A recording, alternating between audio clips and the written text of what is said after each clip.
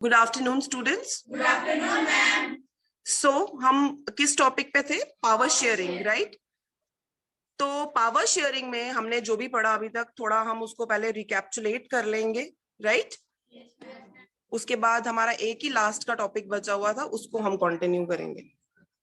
Power sharing के बारे में हमने क्या पढ़ा था कि पावर शेयरिंग बेसिकली होता क्या है, जब हम पावर को शेयर करते हैं, बांटते हैं, ताकि कॉन्फ्लिक्ट्स ना हो। कॉन्फ्लिक्ट्स को अवॉइड करने के लिए हम पावर को शेयर करते हैं। और हमने क्या पढ़ा? हमने दो कंट्रीज के कॉन्टेक्स्ट से उनकी स्टोरीज पढ़ी थी। जैसे हमने सबसे पहले बेल्जियम के बारे में पढ़ा था। बेल्जियम में हमने क्या पढ़ा था कि बेल्जियम जो है वो एक छोटी सी कंट्री है, जहां का एथनिक कॉम्पोजिशन क्या है, वहां पे दो लैंग्वेजेस के लोग रहते हैं। एक हो गए हमारे Dutch speakers and French speakers and German speakers. जो डच स्पीकर्स हैं दे वर 59%, जो फ्रेंच स्पीकर्स थे वो 40% थे, और जो जर्मन स्पीकर्स थे दे वर जस्ट 1%, राइट? तो ये उनका एथनिक कॉम्पोजिशन था कंट्री का। जो उनकी कैपिटल सिटी थी ब्रिजिल्स, वहां पे क्या कॉम्पोजिशन था, एथनिक कॉम्पोजिशन? वहां पे थे फ्रेंच स्पीकर्स 80% और डच स्पीकर्स थे देवर 20%, राइट? सो उल्टा हमने देखा कि जो मेजॉरिटी है वो डच स्पीकर्स की है कंट्री में, और कैपिटल में उल्टा है।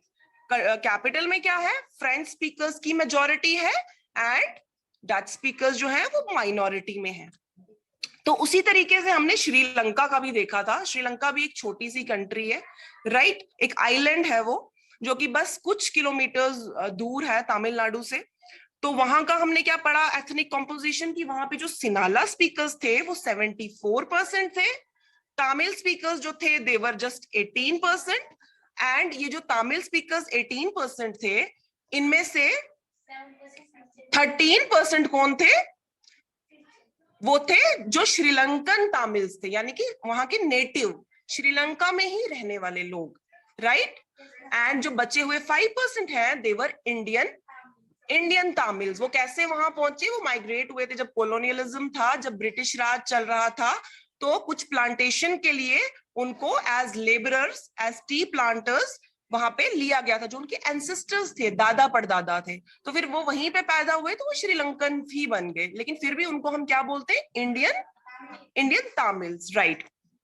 तो ये जो मेजॉरिटी सिनाला थे जो कि 74% थे, ये जो आपको yellow yellow orangish yellow part दिख रहा है, ये सारे के सारे कौन है? मेजॉरिटी स्पीकर्स, यानी कि सिनाला स्पीकर्स हैं। और ये जो ऊपर से नॉर्थ साइड में आपको दिख रहा है ग्रीन ग्रीन, ये कौन है? हमारे तमिल्स, श्रीलंकन तमिल्स। और ये जो थोड़ा सा साउथ के थोड़ा सा ऊपर सेंट्रल पार्ट में हल्की सी स्क्रैचेस से दिख रहे हैं ग्रीन के, ये हमारे बेचारे इंडियन तमिल्स हैं, जो कि वहां पे माइग्रेट हुए थे। तो हमने दो कंट्रीज का एथनिक कॉम्पोजिशन देखा, और हमने ये देखा कि ऑलमोस्ट एक जैसी स्टोरी दोनों की चल रही है। बेल्जियम में क्या है? तीन एक्चुअली, जर्मनी भी है, बट जर्मन स्पीकर्स भी है, बट दे वर जस्ट 1%। जो बाकी हैं वो कौन है? डच स्पीकर्स हैं, फ्रेंच स्पीकर्स। वैसे ही श्रीलंका में कौन कौन सी लैंग्वेजेस हैं? सिन्हाला स्पीकर्स हैं, तमिल स्पीकर्स, राइट? तो अब इन्होंने किस तरह से, दोनों देशों ने क्या, मतलब कैसा सिस्टम अपनाया, किस तरह से एडमिनिस्ट्रेशन को चलाया, किस, दोनों की दोनों डेमोक्रेटिक कंट्रीज थी, तो किस तरह से डेमोक्रेसी को फंक्शनल बनाया कि डिसफंक्शनल बनाया, वो हम वो भी हमने देखा था। थोड़ा सा मैं आपको इसका क्रक्स दूंगी। और तो जो श्रीलंका था वहां पे क्या किया गया? वहां पे क्योंकि 74% थे मेजॉरिटी सिनाला स्पीकर्स, राइट? उन्होंने सोचा हम तो डेमोक्रेटिक कंट्री में है, and what is democracy? The government by the people for the people, right? So उन्होंने क्या सोचा कि भाई इलेक्शन होंगे तो हमें वोट्स कितने लोगों के चाहिए? 51% के लोगों के चाहिए। एंड जो सिनाला स्पीकर्स हैं देवर 74%, उसके अलावा भी थे कुछ, तो उनको जरूरत नहीं थी माइनॉरिटी की, तमिल स्पीकर्स के वोट की। तो उन्होंने क्या किया? उन्होंने कहा भाई छोड़ो इन लोगों को, माइनॉरिटी वालों को, इनसे हमें क्या लेना देना है, हम क्या करेंगे, हम इन्हीं के लिए, इन्हीं का अच्छा सोचेंगे। हम बाकियों का अच्छा बुरा नहीं हम सोचेंगे हमें क्या लेना देना उनसे। तो उन्होंने क्या किया, जब उन्होंने अपना एडमिनिस्ट्रेशन बनाया, जब संविधान बनाया जिसको कॉन्स्टिट्यूशन बोलते हैं, उसमें उन्होंने सबसे पहले तो ऑफिशियल लैंग्वेज सिनाला रख दी, तमिल की कोई वैल्यू ही नहीं। उसके बाद यूनिवर्सिटीज में जो भी सीट्स रिजर्व हुई वो भी इनकी रही, सिनाला की। जॉब्स मिलने की बारी आई, फिर सिनालाज आगे। उसके बाद ऑब्वियसली जो गवर्नमेंट जिन्होंने बनाई थी वो भी सारे के सारे सिनाला थे, कोई भी तमिल नहीं था। यहाँ पे इन्होंने क्या किया, मेजोरिटेरियनिज्म, क्या किया, मेजोरिटेरियनिज्म को फॉलो किया, इस बिलीफ को फॉलो किया। और मेजोरिटेरियनिज्म का मतलब क्या होता है कि जब आप एक ऐसी कम्युनिटी बनाए जिसमें जो मेजोरिटी है वो रूल करे, नो मैटर माइनॉरिटी की हम डिजायर्स पूरे कर रहे हैं कि नहीं कर रहे, it does not matter to them. ठीक है। दूसरी तरफ हमने बेल्जियम की स्टोरी पढ़ी थी, जहां पे वहां भी कुछ कुछ वैसा ही था, लेकिन उन्होंने क्या किया, उन्होंने वो थोड़े से शायद उनकी मॉरल एजुकेशन ज्यादा अच्छी होगी, है ना। तो उन्होंने क्या किया, उन्होंने बराबर, बिल्कुल बराबर का किया, डिस्ट्रीब्यूशन किया उन्होंने पावर का। हमने क्या पढ़ा था, 59% कौन थे, 59% डच स्पीकर्स थे and 40% were French speakers. But उन्होंने क्या किया, जब उन्होंने कॉन्स्टिट्यूशन बनाया, जब गवर्नमेंट सेट की, तो जो भी सीट्स थी 50% उन्होंने दे दी डच स्पीकर्स को, 50% दे दी किसको, फ्रेंच स्पीकर्स को। तो इससे क्या हुआ, हमने पढ़ा था कि जब भी कोई डिसीजन लिया जाता है उसको, मतलब कोई भी डिसीजन लेना हो तो हम मेजोरिटी के वोट्स मिलने चाहिए हमें, यानी कि मोर देन 51%। यानी कि अगर सिर्फ डच स्पीकर्स 50% यस बोलेंगे और फ्रेंच स्पीकर्स 50% नो बोलेंगे तो उससे नहीं चलेगा, है ना। तो मतलब दोनों पार्टीज की यस चाहिए हमें किसी भी डिसीजन को एक्सेप्ट करने के लिए, है ना। तो इन्होंने क्या किया, 50% सीट्स रिजर्व कर दी डच स्पीकर्स के लिए एंड 50% सीट्स रिजर्व कर दी फ्रेंच स्पीकर्स के लिए। ठीक है। अब आई बात किसकी, कैपिटल की, ब्रिजल्स की। वहां पे हमने क्या पढ़ा, वहां पे उल्टा था, 80% कौन थे, फ्रेंच स्पीकर्स थे एंड 20% डच स्पीकर्स थे। अब गिव एंड टेक करने की बारी आ गई ना, तो उन्होंने क्या किया, उन्होंने भी 50% सीट्स रिजर्व कर दी डच के लिए और 50% फ्रेंच के लिए। नो मैटर कि वो बिल्कुल ही माइनॉरिटी में थे, तो उन्होंने सोचा नहीं हम थोड़ी अपने आप को ज्यादा दें, इंपॉर्टेंस दें, हम मेजोरिटी में है तो हम भी क्यों ना मेजोरिटेरियनिज्म को फॉलो करें। But no, they didn't do this. उन्होंने क्या किया, उन्होंने किसको फॉलो किया, एकोमोडेशन को। They accommodated each other because वो चाहते ही नहीं थे कि कॉन्फ्लिक्ट हो। तो इसके कॉन्सिक्वेंसेस क्या रहे, इसका रिजल्ट क्या रहा, श्रीलंका में क्या हुआ, they got alienated, who, Tamils got alienated. वो अपने आप को अनफ्रेंडली होने लगे सिन्हाला से, वो अपने आप को समझने नहीं लगे पार्ट ऑफ नेशन, नेशनलिज्म की फीलिंग खत्म होने लगी, दे बिकेम एंटी नेशनलिस्ट। उससे क्या हुआ, टेररिज्म, और उसका एंड रिजल्ट क्या हुआ, सिविल वॉर, है ना। और war is never a good thing, right, किसी के लिए भी अच्छी चीज नहीं होती। तो वहां पे हुआ क्या, वहां पे बहुत ज्यादा देश का नुकसान हुआ, बहुत सारे लोग मारे गए, बहुत सारे लोगों को, लोग रिफ्यूजीज बन गए, देश छोड़ के भाग गए, मतलब ओवरऑल उनको नुकसान सहना पड़ा।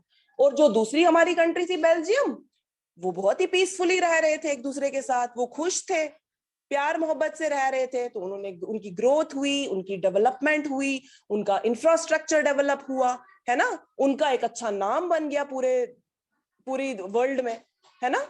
मैंने एक भी बताया था आपको कि यूरोपियन यूनियन ने अपना हेडक्वार्टर कहाँ पे रखा था, ब्रिजल्स में। आपको पता है Brazil is just a very small country, but still उन्होंने उस जगह को क्यों चुना हेडक्वार्टर सेट करने के लिए, क्योंकि वहां पे बहुत ही ज्यादा पीसफुल एनवायरनमेंट था, वहां कभी भी कॉन्फ्लिक्ट्स नहीं होते थे, वहां पे इथनोसेंट्रिज्म को फॉलो नहीं किया जाता था, मेजोरिटेरियनिज्म को फॉलो नहीं किया जा सकता था। ठीक है ना।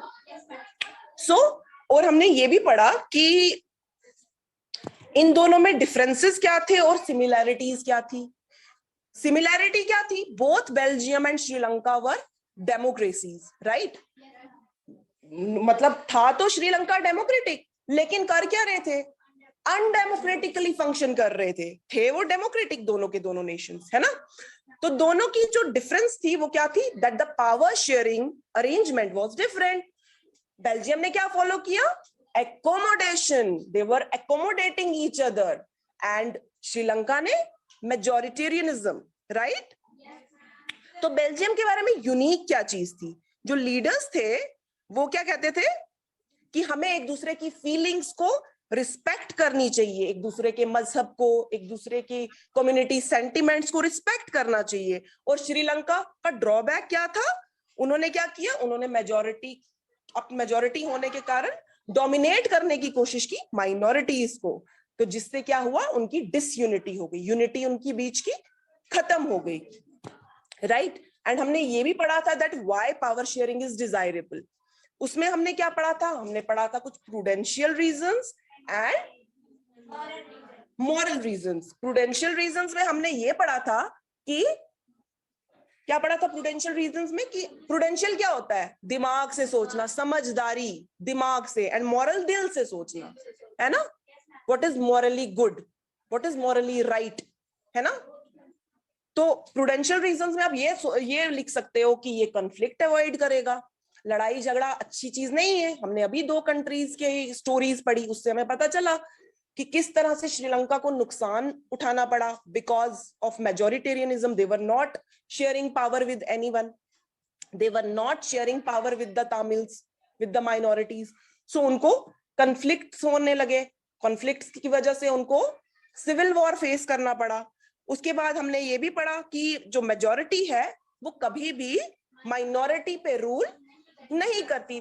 देयर वाज अ टाइम जब मोनार्क सिस्टम हुआ करता था, है ना? वो एक फैमिली होती थी जो रूल करती थी, वो भी कोई अच्छा नहीं था, लेकिन स्टिल वो मेजोरिटी नहीं थी। तो majority can never rule over minority. And if you want a stable government, हमने देखा ना, कभी आपको पता है हमारा जो सेंट्रल गवर्नमेंट है उसका 5 साल का टर्म होता है ना। जब एक बार इलेक्शन होते हैं तो वो गवर्नमेंट 5 साल तक फंक्शनल होती है, उसके बाद उनको इलेक्शन की जरूरत नहीं होती करवाने की। आफ्टर 5 years अगर स्मूथली फंक्शन करे, है ना? If the government is not functioning smoothly, उससे क्या हो सकता है? पॉलिटिकल इंस्टेबिलिटी, सरकार गिर सकती है, जैसे कि श्रीलंका में हुआ, वॉर्स हुई, लड़ाइयां हुई। सो अगर हम दिमाग से सोचे तो power sharing is a very desirable thing, it is very very important. And moral reasons में अगर हम देखें तो अगर आप डेमोक्रेटिक नेशन में रह रहे हैं, अगर आपका देश डेमोक्रेटिक है, so it is a main spirit of democracy. Democracy का सबसे इंपॉर्टेंट रूल है power sharing, right? Dispersement of power, decentralisation, मतलब हर किसी को राइट है डिसीजंस लेने का, राइट? और अगर आपके डिसीजन का असर किसी दूसरे पे पड़ रहा है तो उसकी पार्टिसिपेशन भी होनी चाहिए ना, उसको भी कोई फायदा होना चाहिए ना। जैसे श्रीलंका की जो सरकार थी सिनालाज की, उनके हर डिसीजन का इफेक्ट जो है तमिल्स पे पड़ रहा था। वो गरीब होते जा रहे थे क्योंकि उनको पढ़ने का मौका नहीं मिल रहा था, वो इलिटरेट होते जा रहे थे, उनको नौकरी नहीं मिल रही थी, है ना? तो अनएम्प्लॉयमेंट बहुत ज्यादा बढ़ रही थी उन लोगों की। तो वो इफेक्ट तो हो रहे थे लेकिन वो उनको कंसिडर नहीं कर रहे थे। So it was not legitimate, it was illegitimate, unlawful. Equality, legitimate government, right? तो आज हमने क्या पढ़ना है? अब एक लास्ट टॉपिक बचा इस चैप्टर का, that is what are the different forms of power sharing. अब हमने बहुत पढ़ाई की पावर शेयरिंग के बारे में। Yes, it is very very important, power share करनी चाहिए। भाई किस किस तरीके से पावर शेयर की जा सकती है? Do anybody of us have any idea कि पावर शेयर कैसे करते हैं? मतलब क्या तरीका है पावर शेयर करने का? हाँ, यस, तो हम वो ये इधर से पढ़ते हैं, ठीक है? So the forms of power sharing, सबसे पहले तो होता है हमारा हॉरिजॉन्टल पावर शेयरिंग, मतलब एक ही लेवल पे 3 ऑर्गन्स हैं, वो 3 ऑर्गन्स जो हैं वो पावर को शेयर कर रही है among its different organs of government, legislative, executive and judiciary। इसकी डिटेल हम थोड़ी देर में पढ़ेंगे, पहले हम नाम पढ़ लेते हैं कि 4 फॉर्म्स ऑफ पावर शेयरिंग है वो कौन कौन सी है। क्योंकि एग्जाम में अगर आपको 1 नंबर का क्वेश्चन आ गया या 2 नंबर का आ गया, you just have to write the names, you don't have to write any detail और एक्सप्लेनेशन, राइट? बट अगर लॉन्ग टाइप क्वेश्चन आता है तो then you have to explain each of them, चारों के चारों points you have to explain, right? So second is vertical. अभी हमने पढ़ा हॉरिजॉन्टल मतलब लेफ्ट टू राइट, वर्टिकल होता है फ्रॉम अप टू डाउन, ऊपर से नीचे। among governments at different levels, ठीक है. And third is different social groups, religious and linguistics. And fourth is political parties, pressure groups and movements influence those in power. ठीक है. Now we are going to explain each of them one by one. ठीक है. सबसे पहले आ गया भाई हमारा horizontal power sharing.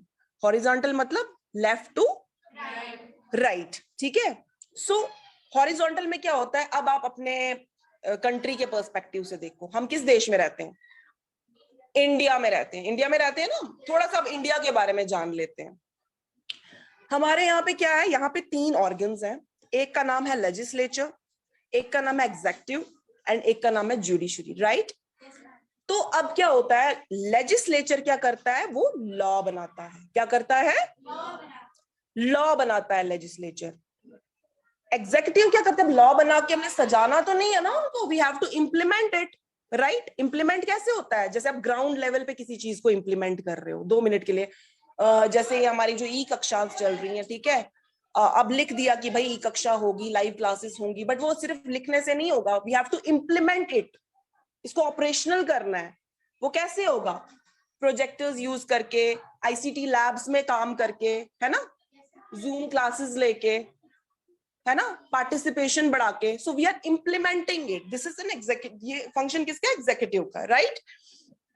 And fourth is judiciary. And what judiciary do is, वो लॉ बनाते हैं. क्या करते हैं? वो लॉ बनाते हैं. तो जैसे लेजिस्लेचर है वो लॉ बनाता है. ठीक है. सॉरी, वो लॉ नहीं बनाते, वो देखते हैं वेदर द लॉ जो भी बना है लॉ, इट इज राइट और नॉट. जैसे जजेस, हाई कोर्ट, सुप्रीम कोर्ट्स, जो सुप्रीम, हाँ, वो जुडिशरी में आए ना हमारे जजेस, वो देखते हैं.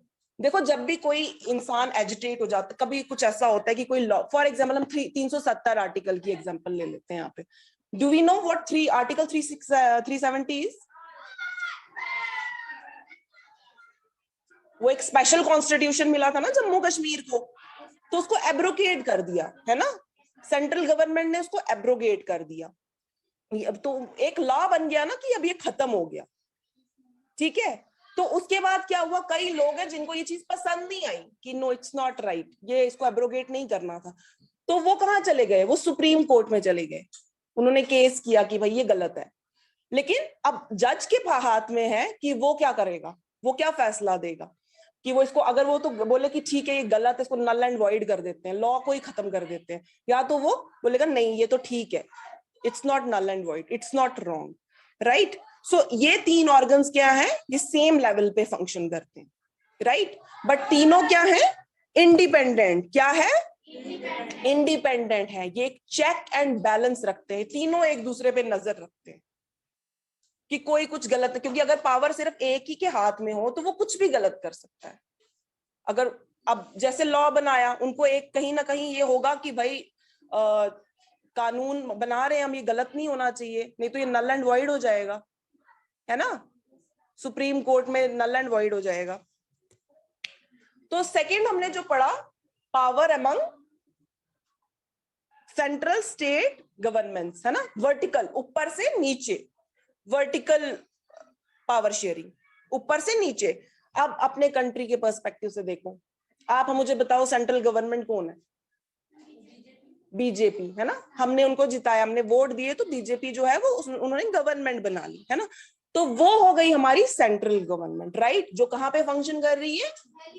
दिल्ली में फंक्शन कर रही है. राइट. दिल्ली की भी अपनी गवर्नमेंट है. दिल्ली में कौन सी गवर्नमेंट है? Delhi is a union territory, it's not a state, but वहां पे भी इलेक्शन होते क्योंकि वो कैपिटल सिटी है हमारी. तो वहां पे कौन सी गवर्नमेंट फंक्शनल है? आम आदमी पार्टी. राइट. है ना. तो सेंटर में आ गई सेंट्रल गवर्नमेंट, स्टेट में आ गई स्टेट गवर्नमेंट. उसके बाद आ जाता है हमारा म्युनिसिपैलिटीज एंड ग्राम पंचायत. अब देखो जैसे आप लोग गांव में रहते हो ना, यहाँ पे कौन होते हैं? यहाँ पे इलेक्शन होते हैं ना. किसको चूज करते हो आप? सरपंच. राइट. है ना. तो विलेज लेवल की वो सरकार होती है, because it is very difficult हमारे जैसी कंट्री में जहां पे इतना ज्यादा पॉपुलेशन है, इतनी ज्यादा आबादी है, एक central government can not watch each and everybody, है ना? So disbursement of power is very very important. Sharing of power becomes very very important.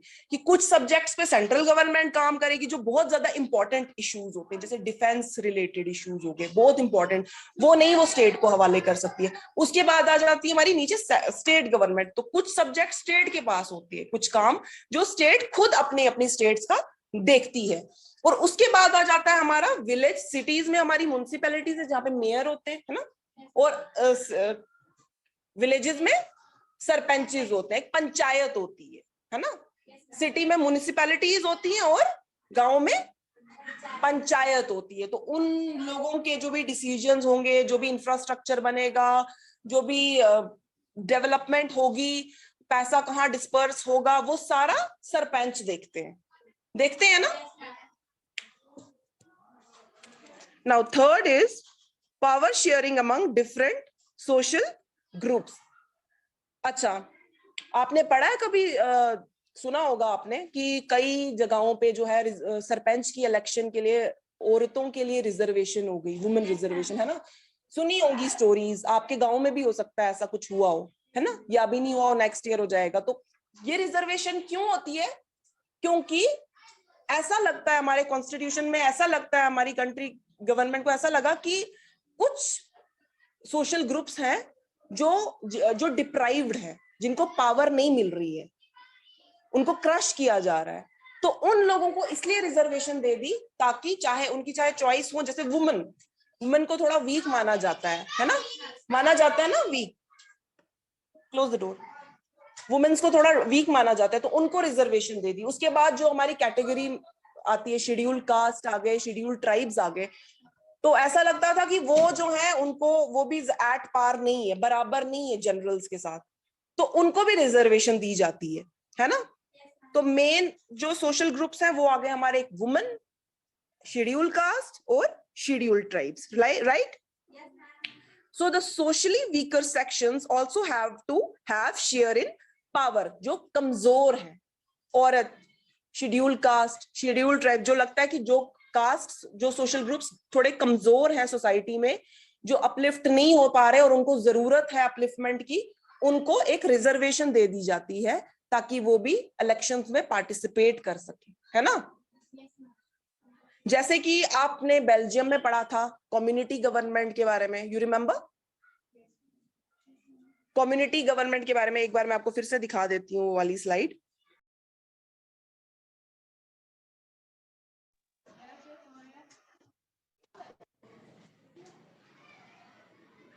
हाँ, आपने पढ़ा था ना, यहाँ पे देखिए, formation of community government elected by the people belonging to one language. हमने क्या पढ़ा था, बेल्जियम में कौन कौन सी लैंग्वेजेस के लोग रहते थे?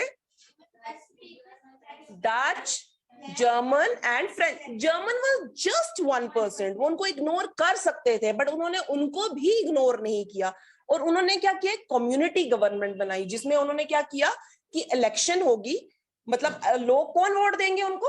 अपनी ही लैंग्वेज के लोग। नो पड़ता कि वो कहाँ पे रहते हैं।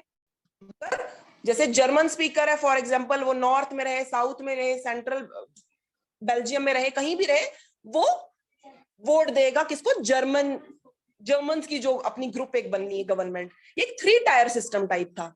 दूसरा आ गया हमारा फ्रेंच स्पीकर्स, तो उनको सिर्फ फ्रेंच स्पीकर्स वोट देंगे उनकी कम्युनिटी गवर्नमेंट बनने के लिए। और तीसरा कौन सा आ गया हमारा? डच स्पीकर, उनकी भी, उनको वोट किसने दिए? डच स्पीकर्स ने, राइट? तो ये जो है, इन्होंने कुछ सेंसिटिव इश्यूज इनके पास रखे थे, जिनके इश्यूज जो है वो कौन नहीं ले सकता था? सेंट्रल गवर्नमेंट या स्टेट गवर्नमेंट या जो ब्रिजल्स की अपनी गवर्नमेंट है वो नहीं ले सकती थी। वो कौन कौन से इश्यूज थे? एक कल्चर पे, कल्चर से रिलेटेड कोई भी डिसीजन लेना है, कल्चर से रिलेटेड कोई भी न्यू एडमिनिस्ट्रेशन सिस्टम बनाना है, वो डिसीजन लेगी कम्युनिटी गवर्नमेंट। एजुकेशन से रिलेटेड कोई भी डिसीजन लेना है, कोई नई पॉलिसी लॉन्च करनी है, तो वो डिसीजन कौन लेगी? Community government. एंड लैंग्वेज से रिलेटेड भी कौन लेगा? Community government, right? तो ये था हमारा क्या? ये था हमारा power sharing among different social groups. अच्छा, इंडिया में हमने ये चीज कैसे की है, पावर को कैसे शेयर किया है? By the way of reservation, क्योंकि शेड्यूल ट्राइब, शेड्यूल कास्ट और वुमेन जो है उनको पावर में नहीं लाया जा रहा था। कोई भी, जैसे पार्लियामेंट में सीट्स रिजर्व हो गई, लेजिस्लेचर में, लेजिस्लेटिव काउंसिल में सीट रिजर्व हो गई। कैसे?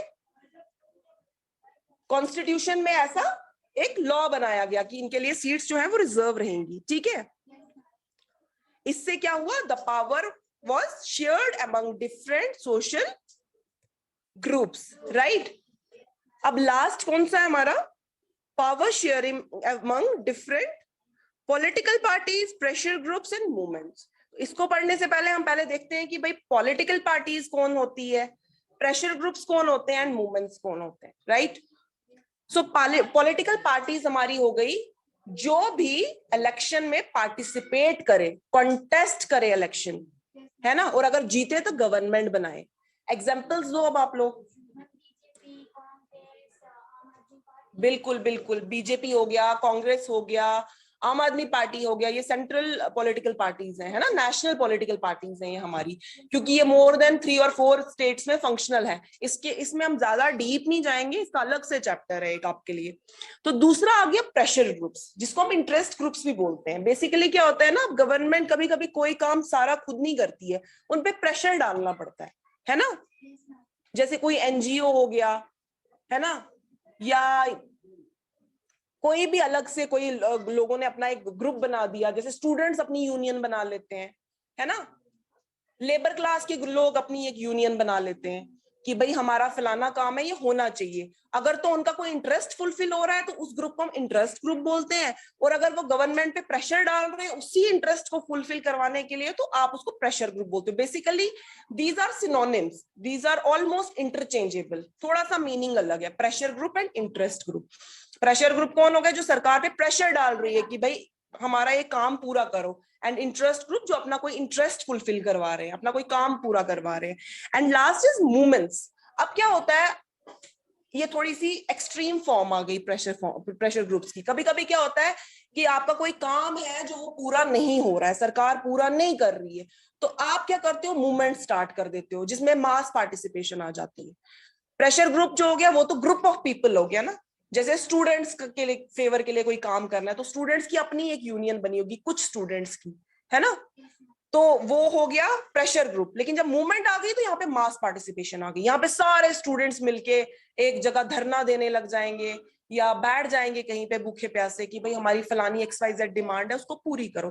Power sharing among political parties, pressure groups and movements. So no political party enjoys power forever. आपको पता है कि 5 years तक का टर्म होता है ना, 5 साल के बाद क्या हो जाता है, फिर से री इलेक्शन होते हैं, दोबारा इलेक्शन होते हैं। तो एक पॉलिटिकल पार्टी हमेशा के लिए पावर में नहीं रह सकती, क्योंकि इलेक्शन जो है वो टाइम टू टाइम होते हैं। ठीक है, दूसरी पार्टीज को भी मौका मिलता है। So it is for the people to decide who should be in power. तो ये लोगों को डिसाइड करना है कि किसको पावर देनी है, बाय कास्टिंग वोट, वोट देके। With the emergence of coalition government, many parties share power at the same time. Do we know what coalition government is? अब देखो क्या होता है, जैसे कि अभी जो हमारी सेंट्रल गवर्नमेंट बनी है, मैं पहले आप इसकी एग्जांपल देती हूँ, फिर अपनी जम्मू कश्मीर की एग्जांपल दूंगी।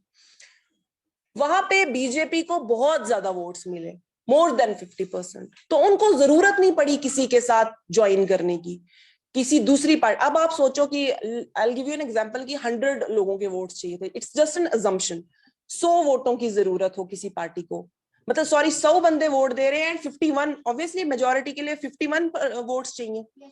अब आप सोचो एक पार्टी को मिल गए 30% वोट, दूसरी पार्टी को मिल गए 25% वोट, तीसरी पार्टी को मिल गए 24, ऐसे ऐसे करके। अब आप मुझे बोलो कौन गवर्नमेंट बनाएगा? कोई भी नहीं बना सकता अकेले, ना 30% वाला ना 25% वाला, राइट? Right situation.